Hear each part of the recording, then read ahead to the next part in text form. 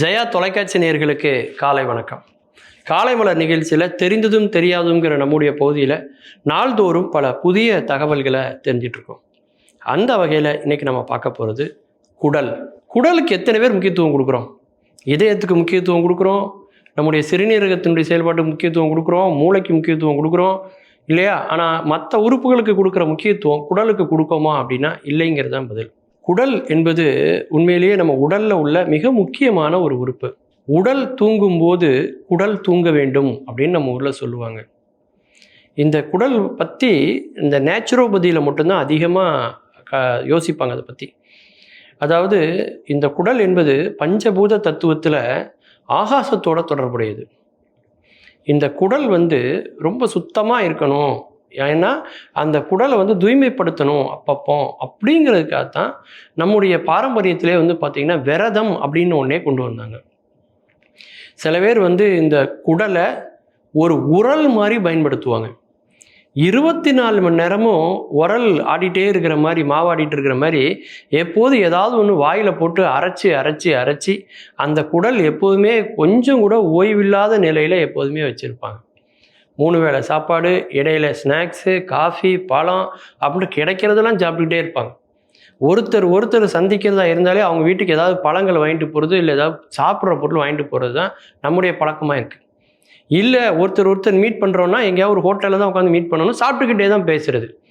சாப்பிடும்போது தான் பேசக்கூடாது, ஆனால் அப்போ தான் நம்ம சாப்பிட்டுக்கிட்டே பேசுவோம். அந்த மாதிரி உணவுப் பொருட்களை கொடுக்கறது அப்படின்னு எப்போதும் நம்முடைய குடலை எப்போதுமே பரபரப்பாகவே நம்ம இயங்குற மாதிரியே நம்ம பண்ணுறது நம்முடைய நோய்களுக்கெல்லாம் ஒரு காரணமாக இருக்குது அப்படின்னு சொல்கிறாங்க. இந்த குடலை நீங்கள் ஒரு குப்பை தொட்டி மாதிரி பயன்படுத்தாதீங்க, அதை நீங்கள் சுத்தமாக வைத்துக்கொள்ளணும் அப்படிங்கிறாங்க. ஏன்னா இந்த குடலில் இருக்கக்கூடிய பாக்டீரியாக்கள் பார்த்தீங்கன்னா ரொம்ப முக்கியமானதாக சொல்கிறாங்க. உடலின் எடையில் ஒரு குறிப்பிட்ட அளவு, கணிசமான அளவு பாக்டீரியாக்கள் அதிகமாக இருக்கிறது எங்கே அப்படின்னா குடலில் தான். வாய், வயிறு, சிறுகுடல், பெருங்குடல், மலக்குடல் அப்படிங்கிற அந்த பாதை இருக்கு இல்லையா, இது ரொம்ப முக்கியம். இந்த குடலுக்கு இன்னொரு பேர் என்ன சொல்கிறாங்கன்னா, இதை 2ஆம் மூளை அப்படிங்கிறாங்க. அந்த அளவுக்கு இந்த குடலுக்கும் மூளைக்குமான தொடர்பு என்பது மிக நெருங்கிய தொடர்பாக இருக்கிறது. ஒருத்தர் மன அழுத்தத்தோடு இருக்கிறாரு அப்படின்னா அது மூளையில் இருக்கிற செயல்பாடு பார்த்திங்கன்னா குடலில் இருக்கிறது தான் ஆரம்பிக்குது அப்படிங்கிறாங்க. அதாவது குடலில் இருக்கக்கூடிய நெஞ்சு எரிச்சலாக இருக்கட்டும், அல்லது செரிமான கோளாறில் ஏற்படக்கூடிய பிரச்சனைகளாக இருக்கட்டும், மலச்சிக்கலும் இருக்கக்கூடாது, மனச்சிக்கலும் இருக்கக்கூடாது அப்படிம்பாங்க. அந்த மாதிரி இந்த உணவு குழாயில் இருக்கக்கூடிய இந்த குடலில் ஏற்படக்கூடிய சின்ன சின்ன பிரச்சனைகள் குடலில் ஏற்படக்கூடிய பிரச்சனைகளில் உடலில் ஏற்படக்கூடிய ஏதோ ஒரு பிரச்சனையினுடைய அறிகுறியைத்தான் இந்த குடல் காட்டுகிறது என்று அதனுடைய வல்லுநர்கள் சொல்கிறாங்க. இரவு சாப்பாட்டிலேருந்து அடுத்த நாள் காலை சாப்பாட்டு வரைக்கும் இடையில் உள்ள காலகட்டத்தில் ஒரு 12 மணி நேரம் இந்த எதையுமே நம்ம சாப்பிடாமல் இருந்தால் குடலில் நன்மை செய்யக்கூடிய பாக்டீரியாக்களுடைய எண்ணிக்கை அதிகரித்து கொண்டே இருக்கும் அப்படிங்கிறாங்க. அது மட்டும் இல்லாமல் நம்ம சாப்பிடுகிற சாப்பாட்டில் நம்ம ஆரோக்கியமான உணவை சாப்பிடுவது, அது மட்டும் இல்லாமல் மசாலா பொருட்கள் கலக்காத பொருட்களை சாப்பிடுவது, நல்ல உணவுகளை எடுத்துக்கொள்வது, இப்படி ஆரோக்கியமான இதெல்லாம் எடுத்துக்கொண்டால் குடலுக்கு பிரச்சனை இல்லை. ஆனால் இன்றைக்கி நமக்கு நேர் மாறான உணவுகள், இன்றைக்கி கலாச்சார ரீதியாக நிறைய மாற்றங்கள் வந்ததுனால இந்த குடலும் அதில் ஒரு பெரிய சிரமத்தை பட்டுட்ருக்கு.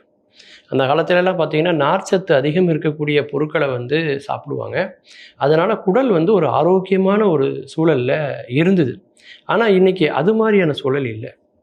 இந்த ப்ரோபயாட்டிக் அப்படின்னு சொல்லக்கூடிய ஒரு பெரிய சந்தை இன்றைக்கி பல மில்லியன் கணக்கான அளவுக்கு உலக நாடுகள் முழுக்க வர்த்தகமாகி கொண்டு இருக்கிறது என்றால் அப்பேற்பட்ட ஒரு வணிக சந்தைக்கு காரணம் எது அப்படின்னு பார்த்தீங்கன்னா இந்த குடல்.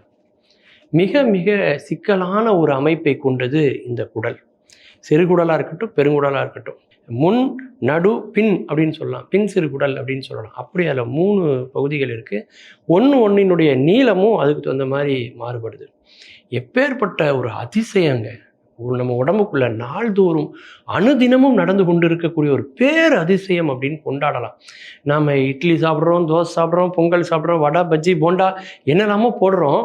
ஆனால் அது எல்லாம் செரித்து அது சக்தியாக மாறுது பாருங்க. அது எப்பேற்பட்ட அதிசயங்க! நம்ம பல வடிவத்தில் பல உணவுப் பொருட்களை உள்ளே போட்டாலும் அது வடிவமற்ற பொருளாக, நிறமற்ற பொருளாக மாற்றி அதன் பிறகு அதிலிருந்து சக்தியை எடுத்து அதை சக்கையை வெளியில் அனுப்புதுன்னா எப்பேற்பட்ட அதிசயம் நம்ம உடம்புக்குள்ளே நடந்துட்டுருக்கு. அதனால் நம்ம உடலை பேணுவதைப் போல குடலையும் பேணுவோம். மீண்டும் பல புதிய தகவல்களோடு அதில் அறியப்படாத பக்கங்களோடு உங்களை சந்திக்கிறேன். நன்றி, வணக்கம்.